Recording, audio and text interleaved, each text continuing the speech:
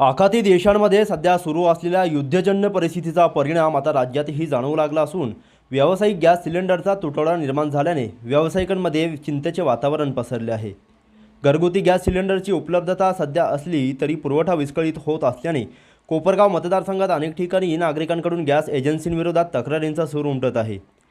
या पार्श्वभूमीवर आमदार आशुतोष काळे यांनी गुरुवारी कोपरगाव तहसील कार्यालयात गॅस टंचाई संदर्भात तातडीची आढावा बैठक घेतली।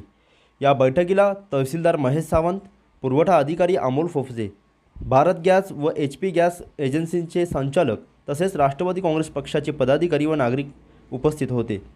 बैठकीत आमदार आशुतोष काळे यांनी स्पष्ट सूचना देत गॅस ग्राहकांना कोणत्याही प्रकारची अडचण येऊ नये, एजन्सींनी पारदर्शकता ठेवून वेळेवर वितरण करावे, आपले फोन चालू ठेवा आणि नागरिकांना योग्य मार्गदर्शन करावे अशा सूचना केल्या। तसेच प्रशासन आणि गॅस वितरकांनी समन्वय ठेवून परिस्थिती नियंत्रणात ठेवावी असेही त्यांनी सांगितले। कोपरगाव मतदारसंघामध्ये आणि एकंदरीत आपल्या देशामध्ये जी काही गॅसच्या बाबतीमधली युद्धामुळे जी परिस्थिती निर्माण झालेली आहे, कोपरगाव मतदारसंघामध्ये काय परिस्थिती आहे याचा आढावा घेण्यासाठी आणि काय अडचणी आहे हे घेण्यासाठी या ठिकाणी ही मीटिंग आयोजित केलेली होती। जे काही कंपनीचे एजन्सीज आहे, गॅस पुरवठा करणारे यांचे प्रतिनिधी आणि सर्व ते लोक आलेले होते।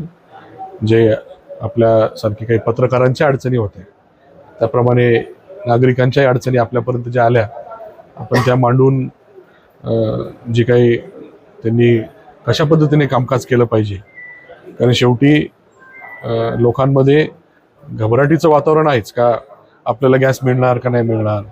शेवटी ज्यांचं घर छोटं आहे तिथं चूल पेटवायची वेळ आली तर ते परिस्थिती होणार नाही। त्याच्यामुळं या सगळ्या परिस्थितीमुळे लोकांमध्ये भीतीचं वातावरण आहे आणि म्हणून स्वाभाविक आहे लोकांनी जास्तीचं बुकिंग करणं असेल तर त्याच्यामुळं त्यांना उत्तर देत असताना, त्यांच्याशी संवाद साधत असताना आपण एजन्सीचे जे काही प्रतिनिधी असतील त्यांनी शांततेच्या मार्गाने किंवा त्यांचं समाधान करावं। जरी आपल्याला लगेच उत्तर देता येत नसेल, माहिती घेऊन सांगतो आणि व्यवस्थित बोलण्याचा प्रयत्न त्या ठिकाणी झाला पाहिजे, अशा प्रकारच्या सूचना त्यांना केलेल्या आहे। आणि रिसेप्शनिस्ट ठेवून ज्या काही अनेक तहसीलदार साहेब असतील, कंपनीचे प्रतिनिधी असतील, जे काही अधिकारी नगर जिल्ह्याच्या ठिकाणी बसतात किंवा अजून कोणी असतील, त्या अनेक लोकांना खूप फोन चालू आहे।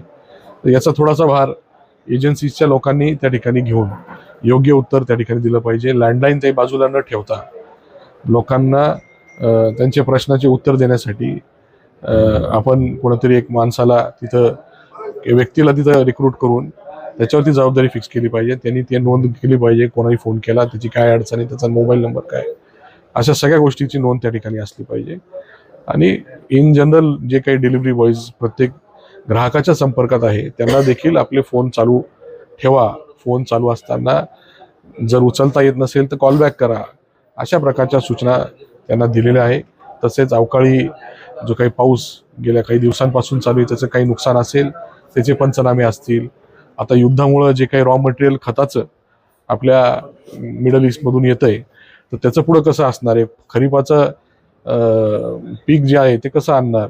आता रब्बी तर बऱ्यापैकी आता सोंगण्या चालू होत्या, त्यामुळे खताचा त्यांचा विषय नाही, पण पुढचं भविष्य कसं असणार आहे शेतीचं हे देखील महत्त्वाचा विषय असणार आहे। त्याचाही आढावा त्या ठिकाणी घेण्यात येईल। अशा सर्व काही गोष्टींचा त्या ठिकाणी आढावा घेण्यासाठी ही मीटिंग आयोजित केली होती। योग्य काम करून लोकांमध्ये पॅनिक सिच्युएशन किंवा भीती राहणार नाही यासाठी सगळेच जण प्रयत्न करतील अशी अपेक्षा आहे। धन्यवाद।